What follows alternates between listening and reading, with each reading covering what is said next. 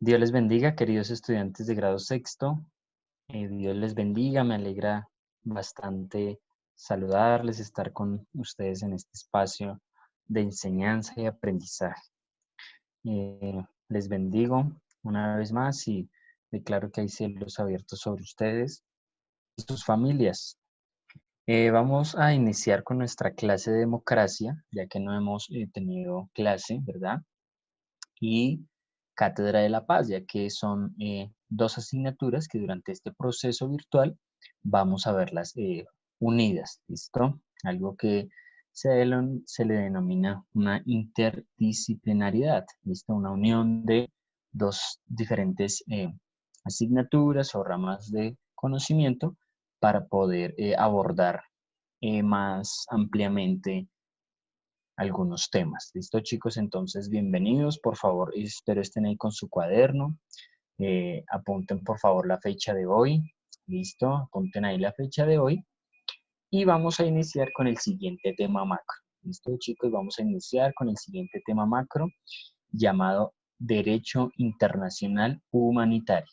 ¿Listo? El Derecho Internacional Humanitario. Entonces, cuando vamos a hablar de esto, quiero que por favor estén ahí bien concentrados, bien listos. Es cuando vamos a hablar del derecho internacional humanitario, vamos entonces a comprenderlo de la siguiente manera. Entonces vamos a colocar por favor ahí un subtítulo después del tema macro que se denomina ¿qué es el derecho internacional humanitario? ¿Listo? Entonces, cuando vamos a hablar de qué es el derecho internacional humanitario, vamos primeramente a comprenderlo como una norma, ¿listo? Como una ley, como un derecho, ¿listo? Al ser norma, quiere decir que regula el comportamiento y las conductas humanas. Al ser ley, quiere decir que se debe cumplir. Y cuando hablamos de derecho, hablamos de que es inherente en el ser humano. Es decir, desde el primer momento en que nacemos, estamos, eh, digamos que ligados a este derecho también, ¿sí?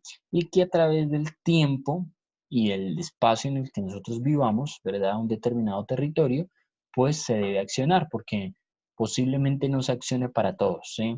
¿Por qué? Porque algunos territorios no vivencian o no viven lo que ejecuta este derecho, ¿listo? Entonces ya lo vamos a ver en qué momento o por qué no, digamos que se da una evidencia, una manifestación en algunos grupos poblacionales. Entonces vamos a hablar de que es norma, es ley, es derecho, ¿verdad? Y a su vez, pues como es norma, también hablamos de esa forma, este derecho habla de esa forma, habla de esa orientación o esa visión, ¿verdad? A querer tratar de minimizar, ¿verdad? El daño que produce a la sociedad. ¿En qué sentido, profe? O sea, que el derecho internacional humanitario es aquel que va en defensa de aquellas personas que podrían, ¿sí? Que podrían estar ahí cerca a lugares de conflicto armamentístico, de guerras, ¿verdad? De conflictos tal vez en diferentes formas o manifestaciones. Claro que sí, claro que sí. El derecho internacional humanitario es aquel derecho que abandera la defensa de todas las personas o de las distintas personas, ¿verdad?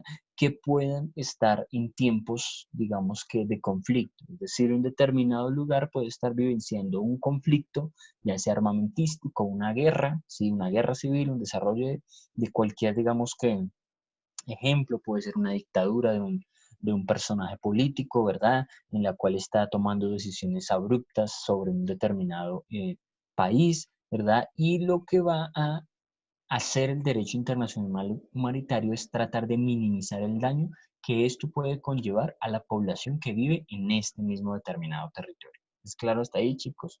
Entonces lo vamos a entender así.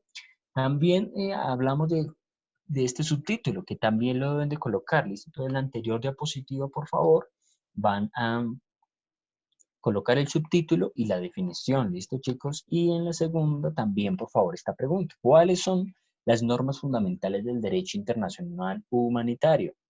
Pues resulta que son cuatro.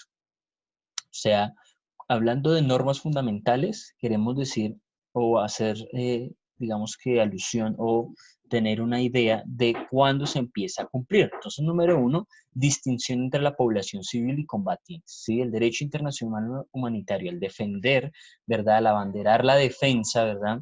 De la forma de aquella determinada población que puede estar, digamos que vulnerable o puede estar cerca a ser víctima tal vez de que puedan morir y que puedan destruir el lugar en el que viven, ¿no? A causa de una guerra, a causa de un determinado conflicto social o bélico, también llamado, pues va a hacer una distinción entre quién es la población civil y quiénes son los combatientes, específicamente hablando de los en los campos de guerra, en los campos de batalla, ¿no? Uy, profe, eso suena como a película, ¿no? Pero en algún momento, digamos que puede acontecer, nosotros como seres humanos no estamos exentos de nada. Y el simple hecho es, por ejemplo, lo que estamos viviendo con esta pandemia del COVID-19. Nadie sabía que iba a acontecer esto, ¿verdad? Pero bueno, lo estamos vivenciando, ¿no? Por ejemplo, hay una ley en nuestra constitución política llamada la declaración de un estado de emergencia. Esa norma está ahí, pero nadie nunca pensó en la historia de Colombia que algún día algún presidente iba a declarar que Colombia se desarrollara de una manera de un estado de emergencia, ¿no? Pero ahí están las normas, ¿verdad? No estamos exentos de nada. La población civil no será objeto de ataque, ¿sí? Es lo que les estoy hablando sobre si están hablando de, digamos que una forma muy vulnerable en la cual no puede condicionar. También, digamos que cuando hablamos de esta forma de categorizar conflictos bélicos, pues resulta que se debe entender también el respeto a la vida, ¿sí? A la integridad. Por eso hablamos de que la población civil no puede ser objeto de ataque, ¿sí? Y esto, el derecho internacional humanitario va también a crear, digamos que un alto en el sentido de aquellos grupos al margen de la ley, ¿sí? O aquellas, sí, grupos específicamente que van en contra de lo que es correcto en una sociedad y quieren, entre comillas, desquitarse con la población, ¿no? El caso lo vemos, por ejemplo, en Colombia, cuando hay formas de desplazamiento, hay formas de secuestro, ¿no? De específicamente grupos al margen de la ley como las Fuerzas Armadas Revolucionarias de Colombia, las FARC, el M-19, ¿no? Entonces, desde ahí, desde el M-19 también desde un tiempo histórico, ¿no? Es una parte que hasta el día de hoy solo tenemos el recuerdo, ¿no? Pero también lo podemos, digamos que, evidenciar, ¿no? Y actual, ¿no? Pues el ELN, el Ejército de Liberación Nacional, ¿no? Eh, Tercer punto es específicamente, ¿no? La vida, la integridad física y moral de quienes no participan del conflicto, ¿no? No pueden ser culpables de algo que compete a unas dinámicas políticas, específicamente que las personas chocan entre sí por algunos postulados, ¿no? Entonces, un ejemplo claro es, por ejemplo, un ejemplo claro es entender, por ejemplo, esta forma de comprender entre Estados Unidos y Venezuela, ¿no? Y de un posible ataque que se ha mostrado en las noticias ya por varios momentos, entonces es poder categorizar esta forma en decir, bueno, la población civil no tiene la culpa, ¿no? Entonces es un ejemplo bastante interesante en nuestro contexto, ¿no? Y hablamos también de las partes del conflicto, ¿no? Que tienen limitaciones en cuanto a la elección de métodos y medios de hacer la guerra, ¿no? Entonces esto ya es una forma más estructurada de poder evidenciarlo desde los países, cómo desarrollan la guerra o diferentes luchas sociales, ¿no? Actualmente no lo evidenciamos, pero digamos, de una forma global, ¿no? Como una Primera Guerra Mundial, una Segunda Guerra Mundial. Y es interesante que este derecho surge específicamente en la Declaración Universal de los Derechos Humanos y un consolidado, hablándolo en la forma de defender a la población, que nada tenía que ver con conflictos de diferentes personas que solo buscaban a veces su propio bien y no el de una población, hablando de su país. ¿Listo? Siguiente, chicos, ¿de dónde proviene el derecho internacional humanitario? Resulta que, como les dije hace un momento, hablamos de esta sigla también, chicos.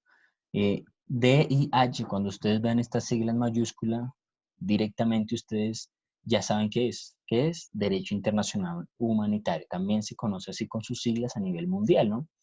Y hablamos que el derecho internacional humanitario estaba constituido por normas no escritas basadas en costumbres. Entonces, no, el derecho internacional humanitario no nació como una norma, como una ley, nació sencillamente desde la parte de costumbres. Y una costumbre en específico, chicos, el defender al otro, ¿sí? Una costumbre de ser amoroso con el otro, pero en el sentido de su humildad, de su sencillez, de la situación vulnerable en la que puede estar viviendo y cómo nosotros podemos ayudar específicamente a ese personaje, a esa familia, a esa determinada eh, situación, ¿sí? Y surge desde ahí. El derecho internacional humanitario surge de ayudar al otro, de las costumbres de respeto basadas en los valores y principios correctos. No nació como una norma específicamente.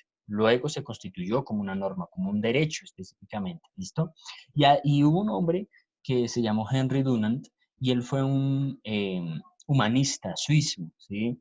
También muy letrado. Y con base a este hombre fue el que, digamos que empezó a materializar, es decir, empezó a traer a la realidad, dejar un poco esa mentalidad de costumbres, de dejarlo tal vez en el aire de que tenemos que amar al otro, de que tenemos que respetarnos, de que tenemos que ser, digamos que tener ese ámbito de solidaridad, ¿sí?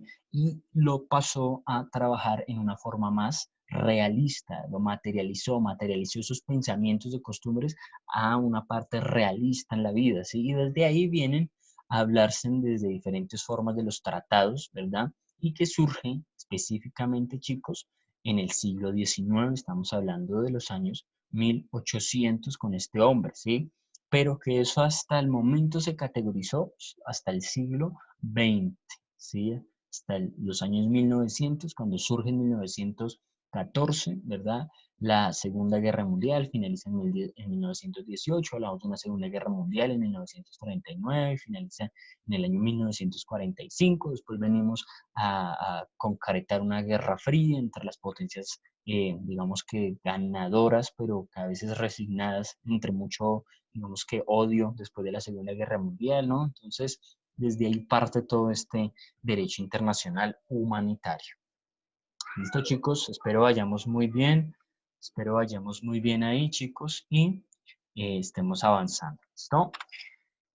Bueno, ¿de qué consta el derecho internacional humanitario? El derecho internacional humanitario, pues resulta que consta de 4 convenios específicamente. ¿Listo? De 4 convenios específicamente. El de Ginebra, ¿sí? Eh, y 2 protocolos adicionales. O sea, ¿cómo así, profe? Convenios. Es decir, las reuniones, para que me entiendan mejor, lo voy a pasar así, las reuniones que hubieron para catalogar este derecho internacional humanitario como eso, como derecho. ¿Listo, chicos? ¿Y de qué consta eso? O sea, también de qué defiende eso, profe, o en qué temas se basaron para crear este derecho. Número uno, sobre armas bacteriológicas, ¿sí? Venimos de una Segunda Guerra Mundial también, por ejemplo, sobre el contexto de la bomba de Hiroshima y Nagasaki, ¿no? Armas nucleares también que se utilizaron desde allí, armas químicas y que produjeron bastantes, digamos que, formas de dolor y desde ahí se basa también, chicos. Número dos, hablamos de las armas normales, es decir, lo que consolidamos nosotros como los armamentos que un país debe tener, ya sea desde su parte, no solamente de un fusil o de una metralleta o de un AK-47, no, sino también de las formas que se manifiestan, ¿no? Entonces, desde unas armas en la parte aérea, ¿no? ¿Verdad? Aviones desarrollados también, y también en la parte marítima, como submarinos, en la parte terrestre, como tanques de guerra, ¿listo? Entonces, desde ahí lo vamos a comprender de esas armas normales, ¿sí? Y también hablamos de los bienes culturales. Esto de bienes culturales, pues para defender específicamente, ¿no? Em, la forma en que estaba dando enfoque o digamos que se estaba dando una afectación en la población. Los perjudicados iban a ser los niños, iban a ser específicamente las familias, la población, ¿sí? Entonces desde ahí lo entendemos. 3 protocolos basados en eso, en las armas químicas también, en la parte de armas normales, como se los dije, y en la Convención sobre los Bienes culturales en relación al espacio también, al cuidado del espacio, porque realmente donde se desarrolla una guerra, no se desarrolla en las nubes, ¿no? Parte de una guerra no solo es en la parte aérea, también en la parte marítima, pero también en la parte terrestre. O sea que lo que se afecta, ¿qué es, muchachos? El espacio, el medio ambiente también se afecta, el medio físico, la biosfera en donde vivimos y lo hablamos de una parte geográfica. ¿Listo? Entonces desde ahí lo entendemos, ¿no? Em, ¿Cuándo se aplica el derecho internacional humanitario, chicos? Entonces, si esta es la última diapositiva que vamos a ver, listo, está la última diapositiva que vamos a entender como una ubicación en el derecho internacional humanitario. ¿Listo, chicos? ¿Cuándo se aplica el derecho internacional humanitario? ¿Listo? Solo se aplica en el caso de un conflicto armado, ¿sí? Como bien les decía, es en ese sentido, ¿no? Entra en juego cuando se ha desencadenado un conflicto y se aplica a todas las partes sin tener en cuenta quién lo inició, ¿sí? O sea, se actúa, como bien les decía, esto pertenece a diferentes posturas políticas. Por un lado puede haber un bando con un líder político, unos determinados intereses, por otro lado también. Y aquí no implica quién fue el que inició la guerra o no, sino que lo que importa es la población. No nos importan ellos, nos importa la población específicamente que se está viendo afectada en el sentido de que no tienen nada que ver, ¿no? Y el derecho internacional humanitario distingue entre conflicto armado internacional y conflicto armado nacional, ¿no? Y en este caso, pues, nuestra nación colombiana, ¿no? Que llevamos cerca de 50 años, más específicamente, más de 50 años en un conflicto armamentístico en relación a dos grupos, específicamente a un grupo que les estaba diciendo, ¿no? De las Fuerzas Armadas Revolucionarias de Colombia. Entonces, en este caso, así se aplica el derecho internacional humanitario. ¿Listo, chicos? Entonces, espero hayamos tenido una ubicación, ¿listo? Desde, desde esta situación del derecho internacional humanitario. Entonces, vamos a, ¿qué hay que hacer, profe? ¿Cuál es la actividad? La actividad son dos. Entonces, coloquen ahí en su cuaderno actividad, ¿listo? El primer punto, ¿cuál es, muchachos? Que cada uno de ustedes tenga información que, tal cual como está en las diapositivas, ¿listo? Bien bonito, bien estructurado, por favor. Si usted quiere hacer cada diapositiva en un cuadro, una ficha bibliográfica, lo puede hacer, ¿listo? Lo puede hacer y tomar la misma información que está en cada diapositiva con su respectiva pregunta y desarrollo, ¿listo? Entonces, lo vamos a tener ahí en este contexto y finalizamos con esta diapositiva, ¿no? ¿Cuándo se aplica el derecho internacional humanitario? ¿Listo?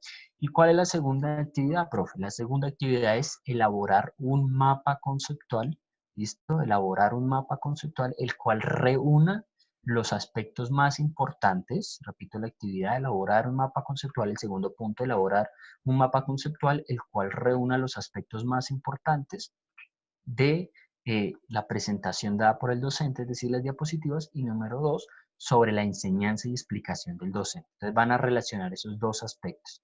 ¿Listo, chicos? Entonces puedan empezar a trabajar, empiecen a desarrollar la actividad y entonces nos vemos la próxima clase. No me deben enviar evidencias, listo, tranquilos, no me deben enviar evidencias.